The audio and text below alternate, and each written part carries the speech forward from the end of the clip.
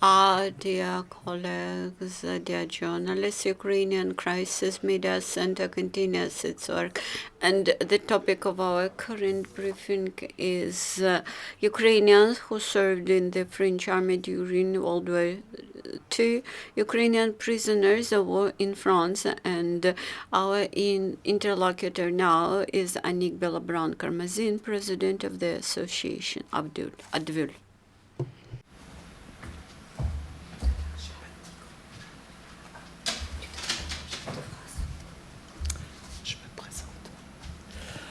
Bonjour. Доброго. Karmazyn, voilà, je suis présidente des descendants des volontaires ukrainiens engagés dans la Légion étrangère. Всім доброго. Good afternoon, everybody. I'm Annick Bilobran. I'm the president of association which is called Advule. This is the association of the descendants of those Ukrainian volunteers who fought in France in the foreign legion. Tous de Galicie, c'est-à-dire sous occupation polonaise, sont partis en France uniquement pour une raison économique, pour aider leur famille. Ils avaient donc des contrats déterminés en France, parce que la France, évidemment, après la Première Guerre mondiale, manquait énormément de main-d'œuvre.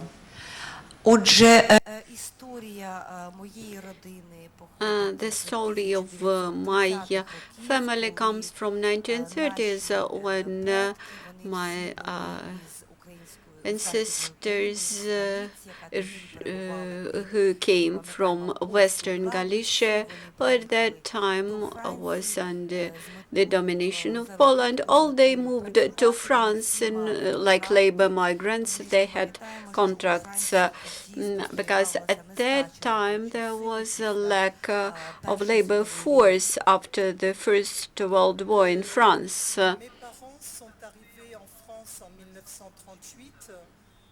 Pour 2 années, théoriquement, avec l'idée de repartir en Ukraine après avoir gagné un peu d'argent. Mais la guerre étant déclarée, ils ont été donc bloqués en France. My parents arrived to France in 1938, and their idea was that they would stay in the country for 2 years, earn some money, and as we might remember, the Second World War started, and my parents left in France. And since my parents, of course, had Polish passports and the administration of and the war with Poland began, and the local administration allowed those people who arrived from Poland earlier to stay in France with their Polish passports. Польські паспорти. Відповідно, тоді французький уряд зібрав усіх емігрантів, скажімо так, з України з польськими паспортами і сформував із них те, що ми називаємо польським легіоном, який розташовувався у en Bretagne. В Британії. And in Britain, in the west of France, Coët-Quédance became the place where there was big Polish and Ukrainian diaspora. Ukrainiens qui ont refusé de partir sous les drapeaux du pays qui occupait leurs terres. And here we should clearly understand that our parents who identified themselves as Ukrainians from the part of Ukraine which was occupied by Poland. Then some part of those people, 6,000 people, rejected to fight against Polish flags. Comment faire pour ne pas entrer donc sous les drapeaux polonais, et on a proposé, ces Ukrainiens voulaient défendre la France qui était leur pays d'accueil et s'engager pour la France mais sous les drapeaux français. Отже, варто розуміти, що And also we should keep in mind that at that time there was intensive discussion among Ukrainians. On the one hand, they wished to defend France because that very country provided them with opportunity to find jobs. On the other hand, they objected against doing this under Polish flags. Été mis en prison à la santé à Paris pendant les discussions, alors que quand même on s'engageait pour défendre ce pays.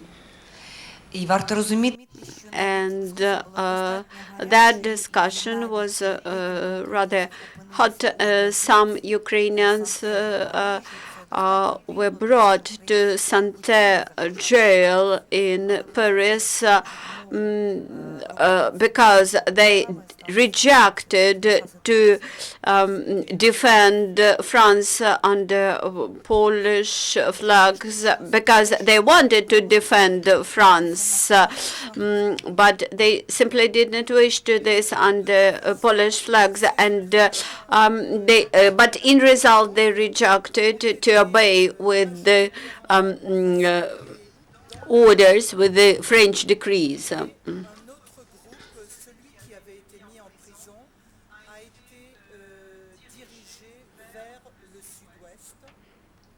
отже, на той момент йшлося про дві основні групи українців. At that time, there were two main groups of Ukrainians residing in France. One of them lived close to Lyon, and the biggest part stayed in the southwest of France, and the bigger number of imprisoned people were from the second group.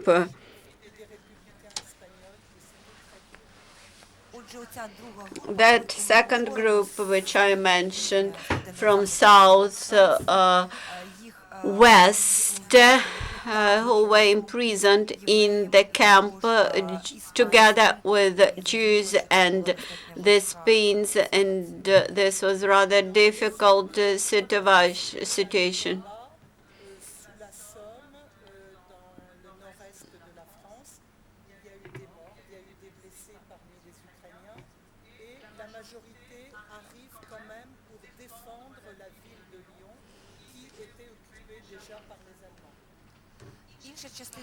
Another part of Ukrainians decided to participate in combats, in fighting led by the Légion étrangère, and that Légion étrangère managed to defend successfully Lyon for some period of time, which later nevertheless was occupied by the Nazis.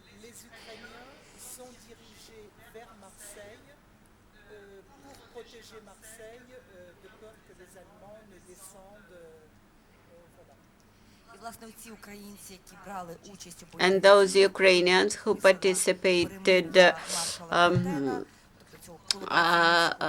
in military operations by the moment when collaborative Putin government signed the peaceful agreement with the Nazis. Those Ukrainians, they fled to the south of France, where they planned to protect Marseille.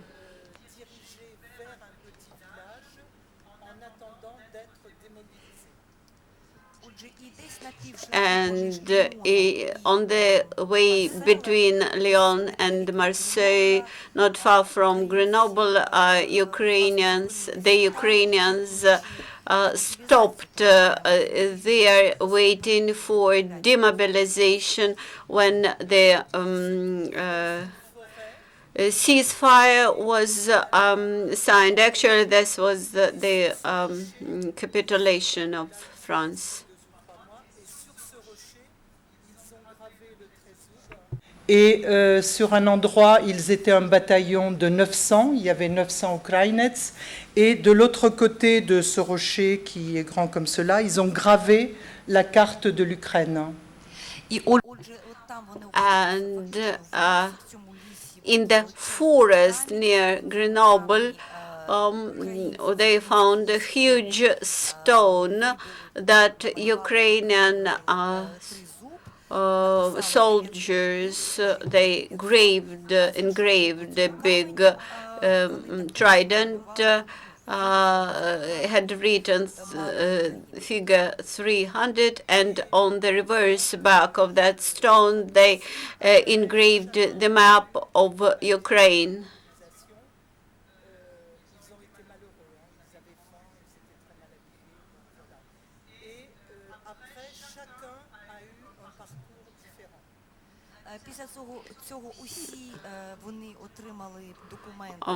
And very soon all of them got documents about demobilization. By that moment, they became very poor, in very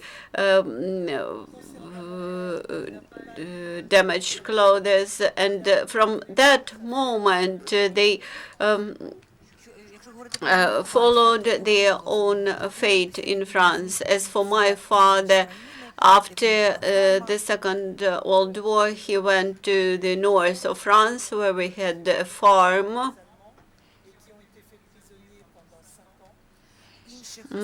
Some others of that Ukrainian soldiers were imprisoned by the Nazis. They stayed in the concentration camps for 5 years. And in any case, these are rather tragic events, tragic personal stories of the families. And my father always kept saying to me that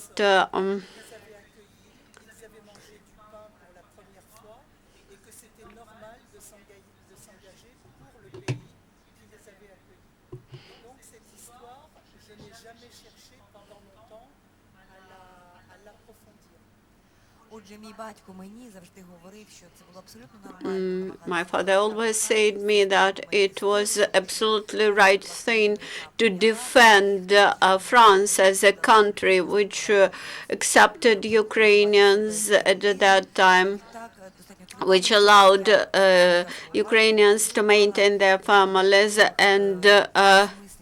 And listening to my father, I never looked for additional senses in that story.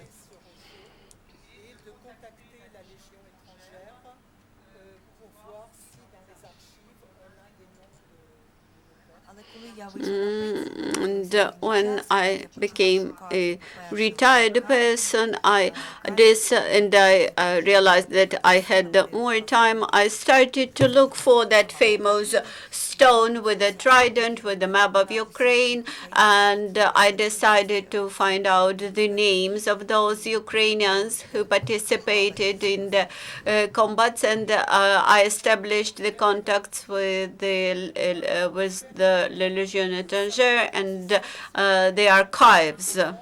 Faire de les honorer. І тоді мені іноземний And when I approached the archives of the Légion étrangère, they answered to me that we would carry out some research, we would find out who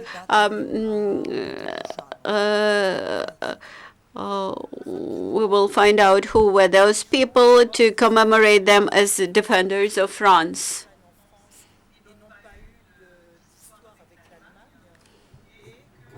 ces Ukrainiens font partie de leur famille. Отже, Франція бачить So France looks at the story as follows, that Ukrainians who arrived from Ukraine directly, and they had no relation to the Nazis, and they protected France, and they defended France.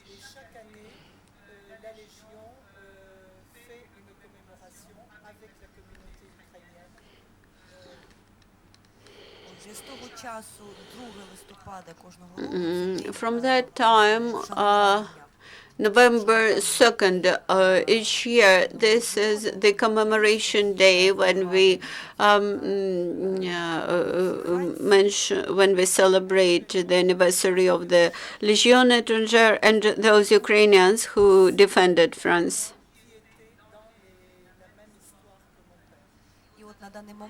And at this moment, I've restored almost all the names, about 100 of Ukrainians who fought in the Légion étrangère and who had whose fate, whose destinies were stories, personal stories were similar to my father's story. And I have got evidences from those people.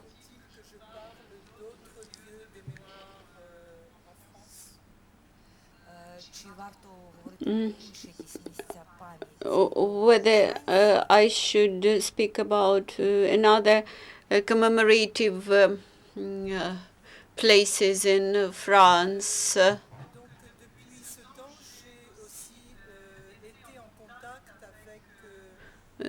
From this year, I've established contacts with the Ukrainian community in France.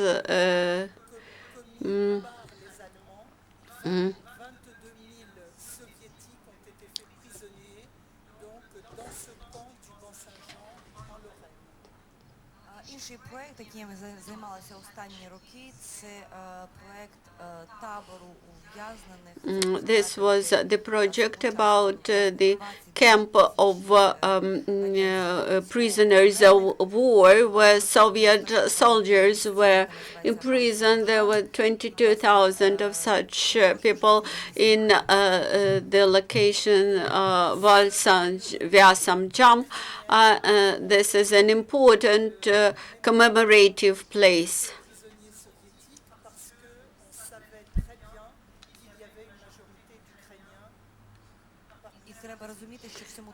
And in that camp, the majority of 22,000 prisoners of war, there's Ukrainians. That's why Ukrainian community took care about the victims from that camp, because we knew that they were Ukrainians.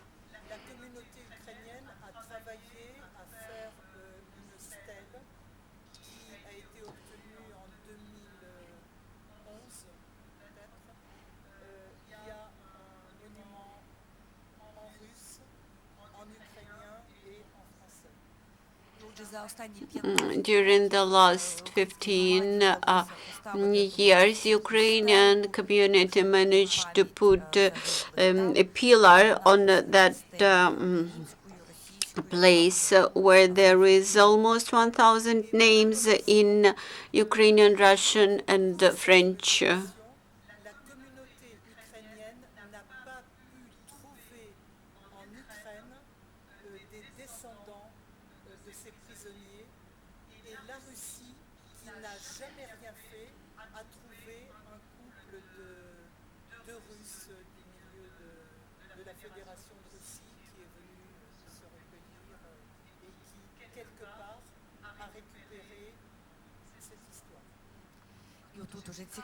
And here comes in an interesting story.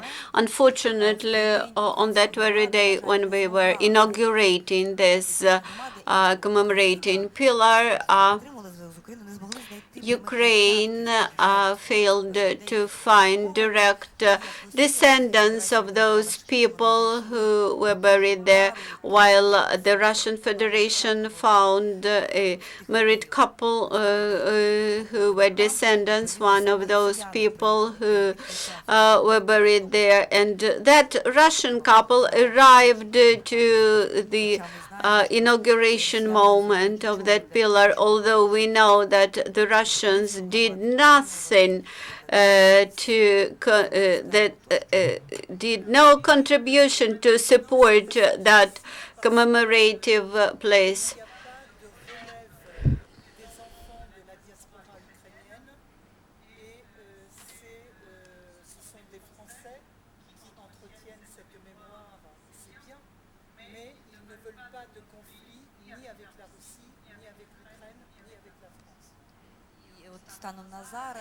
As of now, this commemorative place is taken care about by not so much Ukrainian community, but by the French community who wish to prevent any conflicts with Russians and Ukrainians.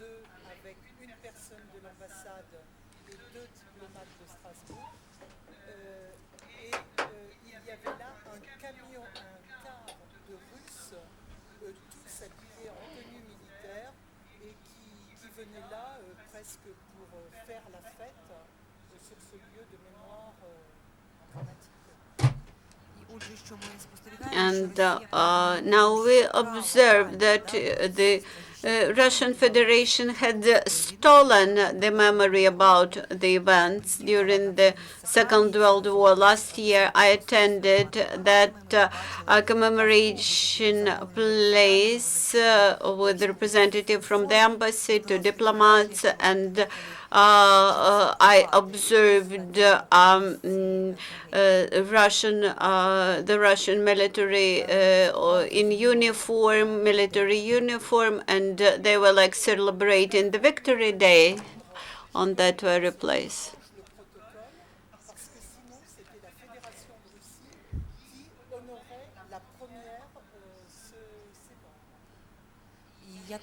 And they changed, and I requested, I demanded to change the protocol because it looked like it was the Russian Federation who wished to commemorate Victory Day there.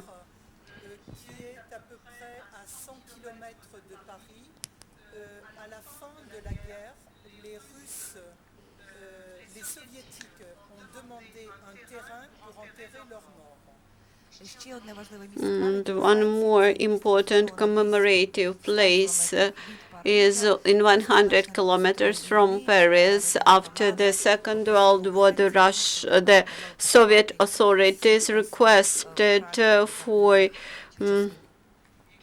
any place to bury those soldiers who were killed.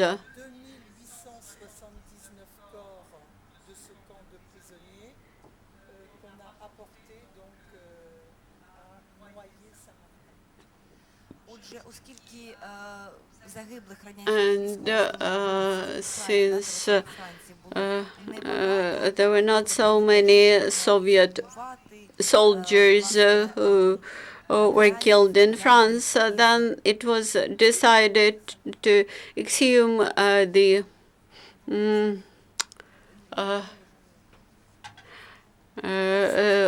prisoners of war.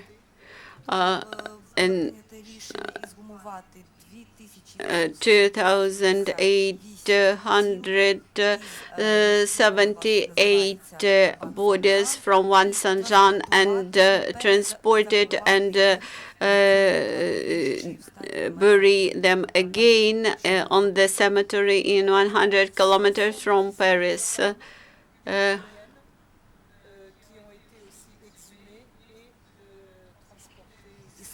And among those were 78 Ukrainian bodies of Ukrainian women, Ukrainian prisoners who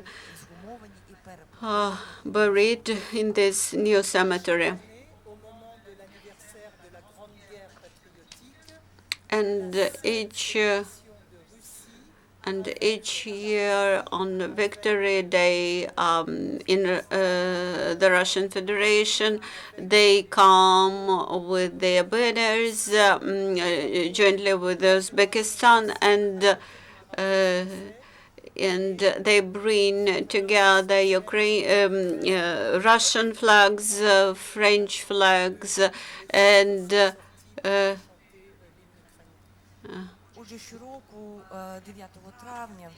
they sing their hymn instead of the Ukrainian hymn. And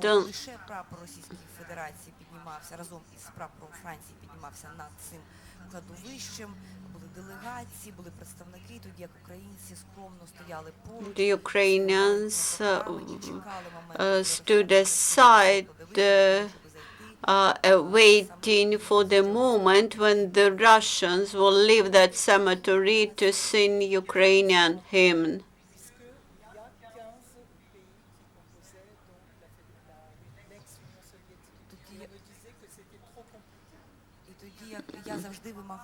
I always kept demanding that there should be 15 different banners of 15 different Soviet republics in that cemetery, but each time the French authority explained to me that it was very complicated.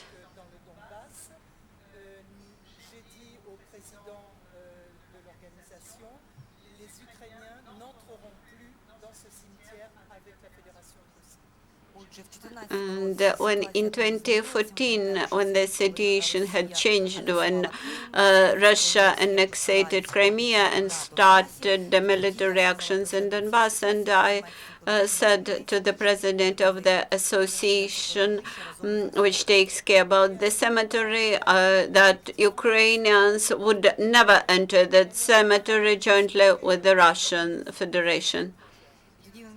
And he told me, that's a difficult situation. We will discuss this with the Ministry of the Foreign Affairs of France. And from that moment, the president of that association promised to me that probably will remove the Russian flag from there, and I was so much surprised that I didn't know what to say.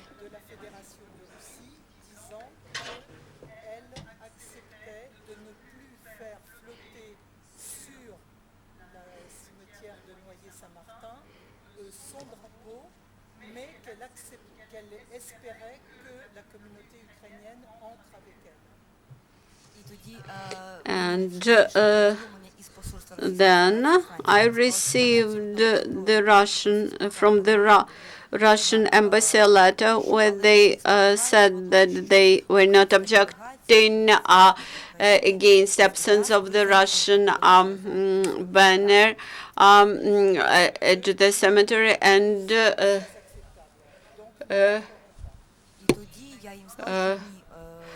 that they would allow Ukrainian delegation would enter the cemetery jointly with the Russian delegation. And I explained to them that the Russian hymn is unacceptable for us.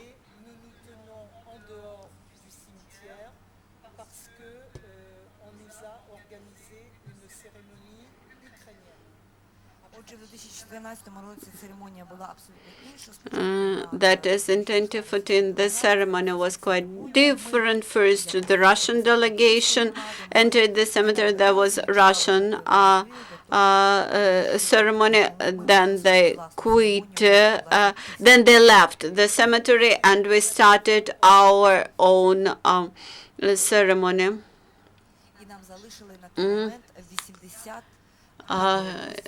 And we had 84 banner holders who hold the banners for Ukrainian delegation.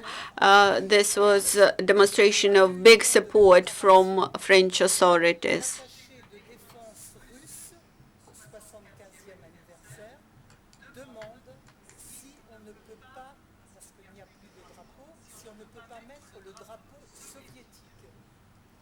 А минулого року, в 15-му році, це була річниця вітчизняної війни, Другої світової війни. And during the previous year, when there was the anniversary of the Second World War, the Russian chargé d'affaires asked us if we could not put, if they could not put the Soviet banner, then would we please put the Soviet banner? And at that time, the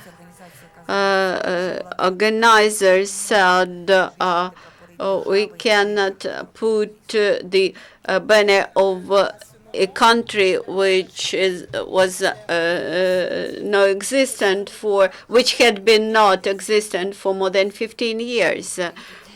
And then the military chargé d'affaires tried to insist that the negative decision should be reversed. And the Minister of Foreign Affairs of France, Monsieur Fabius, provided negative answer to them and rejected this.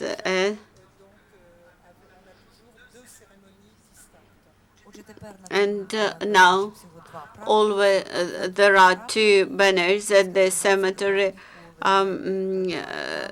The French flag and Ukrainian flag, and Ukrainian delegation never attends this banner, this cemetery jointly with the Russian delegation.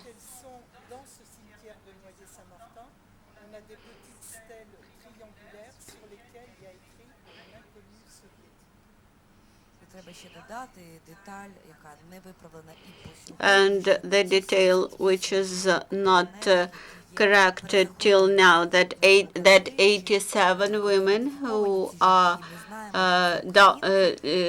buried in this cemetery, these women, these are Ukrainian women, and they have the Soviet stars on their graves, and it says that this is to commemorate unknown Soviet women, while we know that these were Ukrainian women. Please ask your questions now if you have any.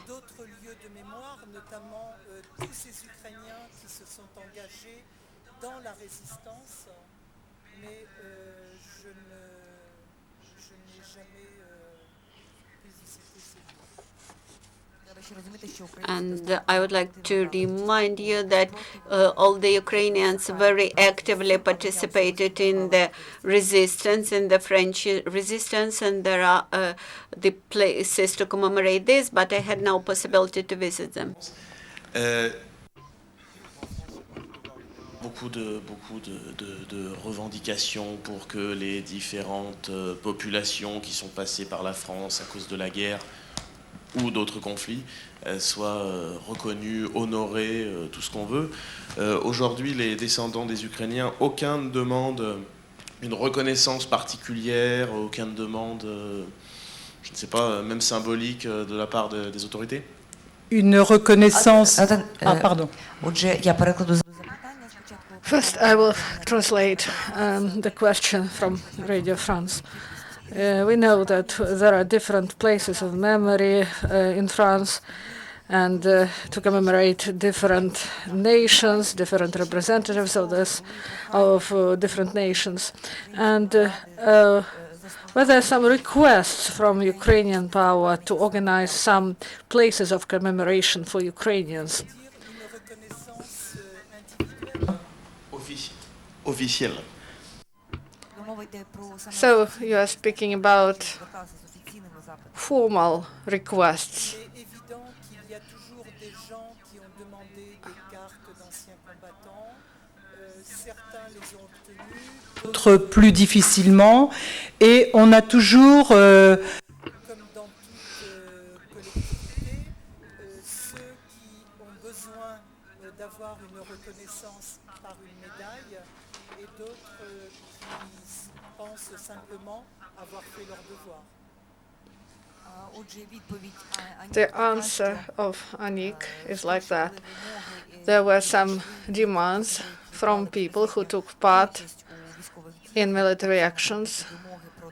These were the requests and documents that about the status, and also some people asked for medals, but there are people who want to be awarded and others who just fulfill their duties, and there were a lot of people like that.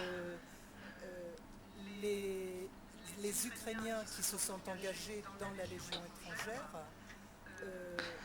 ce sont les seuls qui ont une reconnaissance officielle sur le territoire français. And I would like to stress that Ukrainians who fought for France in the Foreign Legion, they were the only foreign citizens whose participation was officially recognized and commemorated by French authorities. Dear colleagues, do you have other questions?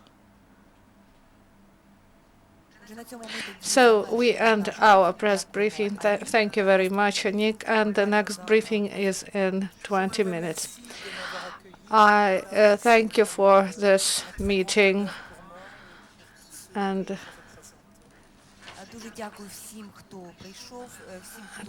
I thank everyone who watched, listened to us.